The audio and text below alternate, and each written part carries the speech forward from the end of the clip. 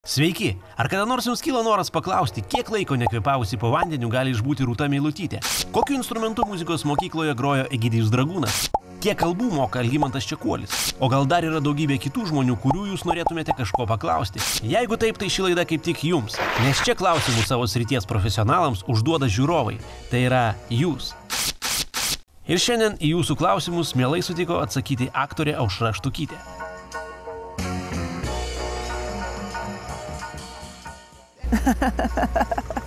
Buvo metas kažkoks žvėriukas. Aš sutikau filmuotis. Aš net televizoriaus namie neturiu. Aš visiškai nemoku priimti kritikos.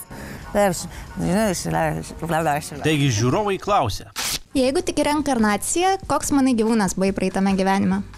Galėjau būti belė koks gyvūnas praeitam gyvenime.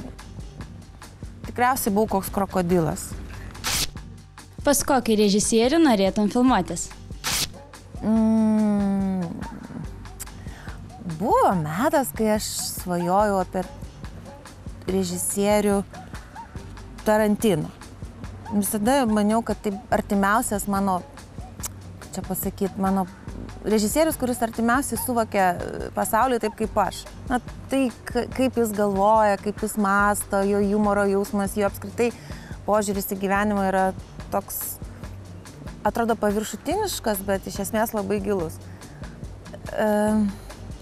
Laikui bėgant aš keičiausi, matyt, kaip žmogus ir šiuo metu mano mylimiausias režisierius yra Davidas Lynchas. Jeigu kartais netyčia jisai čia klausosi, tai call me, baby. Aušra, kokį honorarą tau reikėtų sumokėti, kad daugiau nebevaidintum? Kiek man reikėtų sumokėti, kad aš niekada nebevaidinčiau?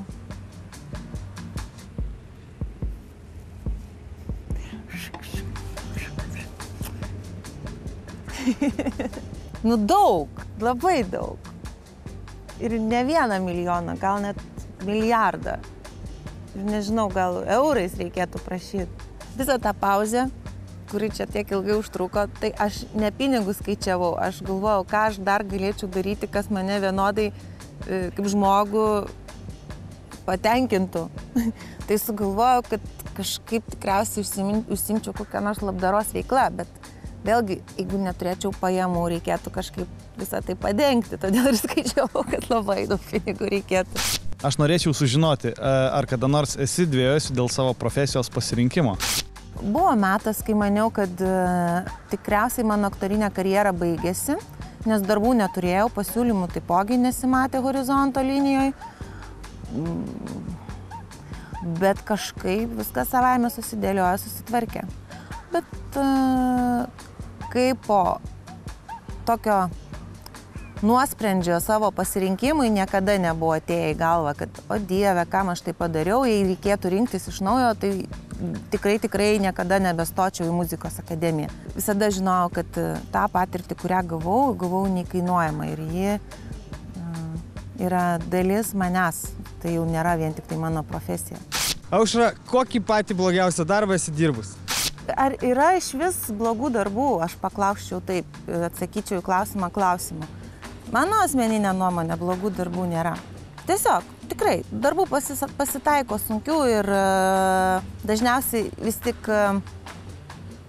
sunkumai prasideda tuomet, kai tu nustoji tikėti tuo, ką darai, o daryti vis tiek reikia.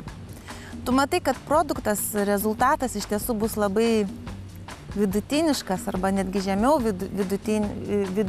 tai bus net ne vidutiniškas darbas, tai bus labai prastas darbas, o vis tiek daryti reikia. Ir tu eini per sukastais dantim, eini, darai ir iki galo bandai padaryti viską, ką gali. Bet nemeluosi, tokių darbų pasitaiko. Aušra, ką manai apie žmonės, kurie yra skeptiškai nusiteikę televizijos atžvilgiu? Dažniausiai Lietuvoje girdžiu tokius pasisakymus. Aš šiaip televizoriaus nežiūriu, bet va ten toj laidoj, tą dieną ir tą minutę, pasakei neblogą dalyką arba bet va šitas serialas tai jau tikrai yra geras. Bet šiaip televizoriaus nežiūriu, aš net televizoriaus namie neturiu. Aš nežinau, kodėl taip yra, gal dėl bendro to tokio, bendros nuostatos, kad Lietuvoje labai žemo lygio, tos laidos, žemo lygio lietuviška produkcija.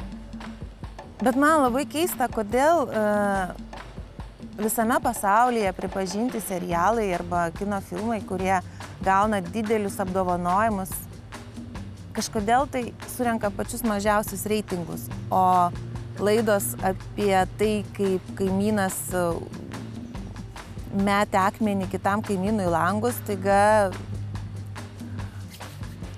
sulaukia tokių reitingų, kad prodiuseriai neturi ką daryti, jie tik tai tokias laidas ir kūrė. Gerbiama Aušra, kokį kvailiausią dalyką esi padariusi savo gyvenime? Oi, sunku. Ką aš žinau, kas yra kvailiausia, ką aš esu padarius. Galvoju dar. Prašyčiau nemeluoti. Na, tikriausiai kvailiausia, ką esu padariusi šiame gyvenime, tai, kad ir dar iki šiol tai sąžiningai darau, negeriu vitaminų. Aušra, koks ekstremaliausias dalykas tau yra nutikęs filmavimo aikštelėje?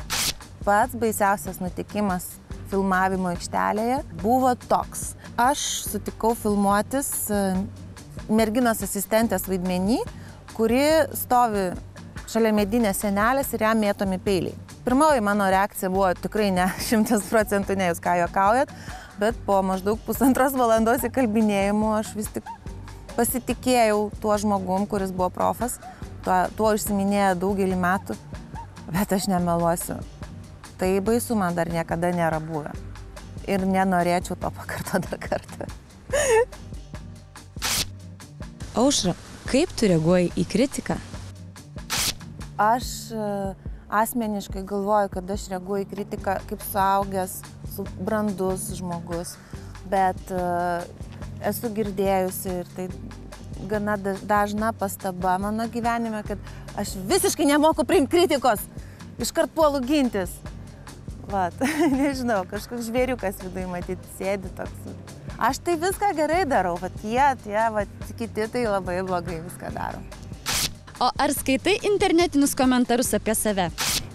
Aš skaitau komentarus ir apie save, ir apie savo kolegas, ir šiaip, jeigu straipsnis mane suintrigavo, aš labai noriu pažiūrėti, ką žmonės mano apie vieną arba apie kitą situaciją, atvejį, asmenį.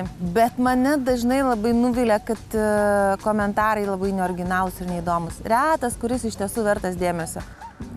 Aišku, nemalonu klausytis tų visokių nešvankių komentarų. Bet tai yra vieša erdvė ir žmogus gali rašyti, ką nori. Aušra, ką palinkėtum savo po 120 metų? Sakiau, kad gerk vitaminus. Į žiūrovų klausimus atsakinėjo aktorė Aušra Štukytė. Kitoje laidoje jūs galėsite susipažinti su kitos įdomios profesijos atstovu ir užduoti jam klausimus. Žiūrovai klausia.